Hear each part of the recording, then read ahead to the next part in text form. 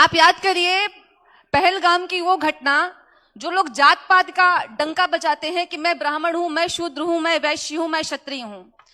जब पहलगाम में घटना हुई, विधर्मी आए, तो उन्होंने किसी से भी ये नहीं पूछा कि तुम ब्राह्मण हो, कि तुम क्षत्रिय हो, कि तुम शूद्र हो, कि तुम वैश्य हो। उन्होंने केवल और केवल इतना पूछा कि तुम हिंदू हो कि तुम मुसलमान हो, और अगर मुसलमान हो तो नमाज पढ़ो, और जो नहीं नमाज पढ़ोगे तो निर्ममता से मारे जाओगे। तो ये नहीं पूछा कि आप कौन हो, आप जाति से क्या हो। जो हिंदू थे उनकी निर्मम हत्या की गई।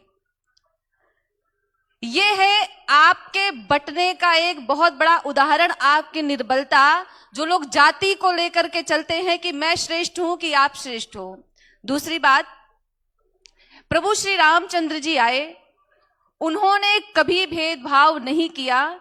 यदि प्रभु श्री रामचंद्र जी भेदभाव करते तो शायद माता शबरी को कभी भी दर्शन देने उनकी कुटिया में नहीं जाते, और अगर जाते और छुआछूत को वो जीवित करते या बढ़ावा देते तो माता शबरी के हाथों से लगा हुआ भोग कभी भगवान श्री रामचंद्र जी पाते नहीं, बाहर से ही दर्शन दे करके वापस चले जाते।